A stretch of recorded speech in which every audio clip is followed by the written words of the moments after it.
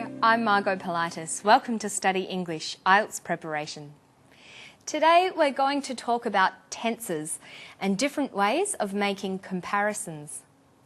Choosing the best tense for formal writing, including your IELTS essay, is important, and so is being consistent. We're going to start by listening to an ecologist talking about termites in tropical Australia. What verb tense does she use?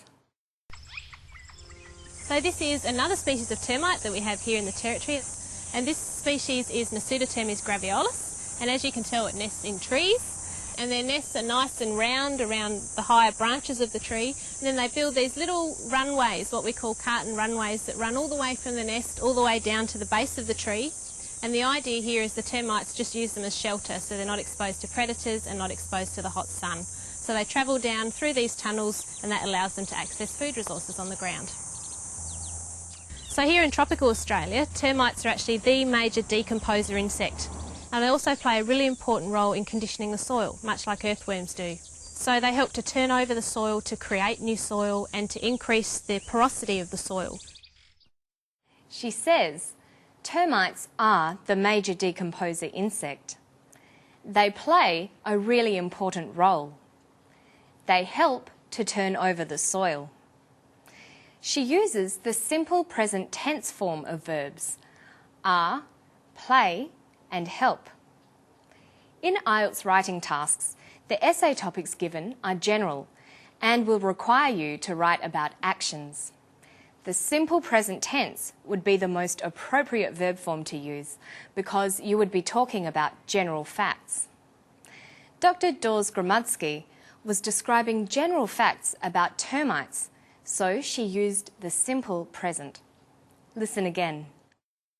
So here in tropical Australia, termites are actually the major decomposer insect, and they also play a really important role in conditioning the soil, much like earthworms do. So they help to turn over the soil.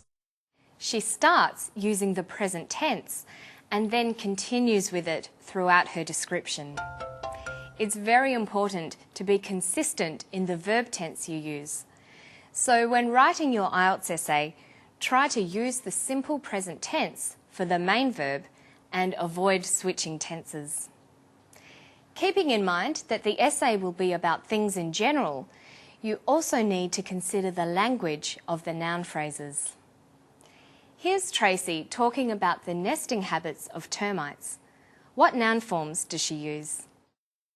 The idea here is the termites just use them as shelter, so they're not exposed to predators and not exposed to the hot sun. So they travel down through these tunnels, and that allows them to access food resources on the ground. Most of the noun phrases she uses are plural. Termites, predators, tunnels, and food resources. She uses the plural for termites because she is talking about the species as a whole. The idea here is about the habits of termites in general, so the plural would be used. It is not only one predator or a single tunnel or one food resource that's being discussed, but all the predators, tunnels, and food resources of the termites. In formal writing, you will usually find nouns are in plural form when the statements are general ones about groups, classes or things.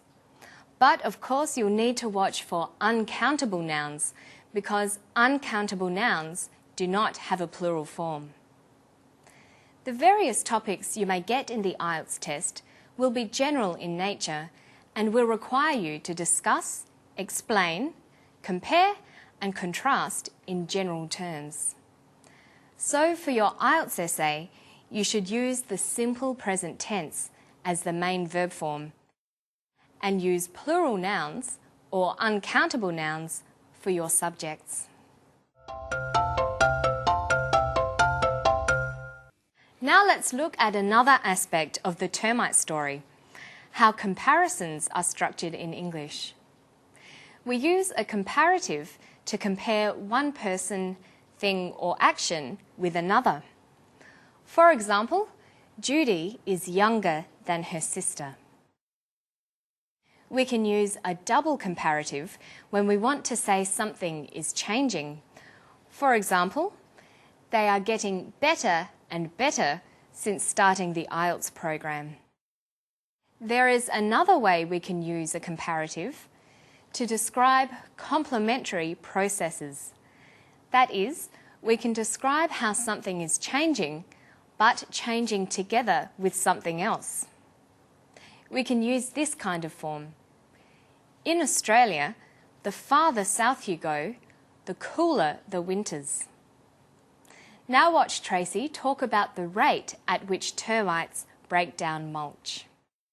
The more termites and the more other bugs you have in the soil, the quicker this mulch is going to decompose, and that means the faster the nutrients are going to cycle through the system and help make it healthier.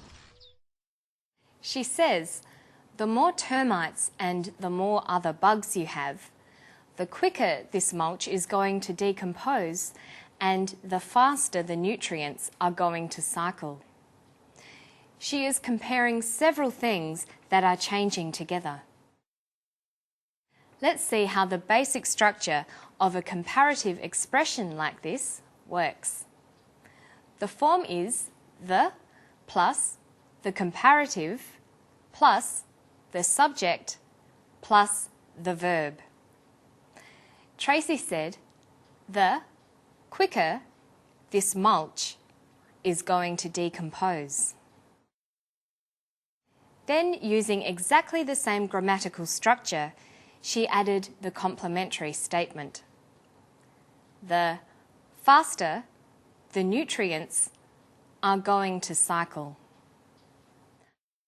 Notice the symmetry of these statements. It makes it easier to remember and apply. Let's try another example. The older she gets, the happier she is. The older she gets, the happier she is. And another one. The harder I study, the more I learn. The harder I study, the more I learn. As with most languages, English users take shortcuts. For example, if someone asked me how I take my tea, I might say, the stronger, the better. The stronger my tea is, the better it will be. When the subject is understood in this context, you only need to state the comparison, leaving out the subject and verb. How would you like your haircut? The longer, the better. This is short for the longer my hair is, the better it will be. The short form is common with phrases ending in the better. When is your friend coming over? The sooner, the better. Do you like hot soup? The hotter, the better. It's also used to describe a good party, one that has lots of people. You might say, the more, the merrier. It's understood that you mean the more people there are, the merrier the party will be. These phrases are examples of more complex comparative structures. Why not practice them with your friends? The sooner, the better. That's all for today. Let's review what we've learnt.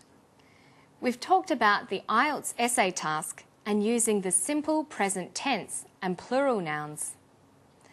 Then we talked about making different kinds of comparisons, ones that described complementary processes. And don't forget that you can watch the story again and get more IELTS help when you visit our Study English website. I'll see you next time. Bye-bye.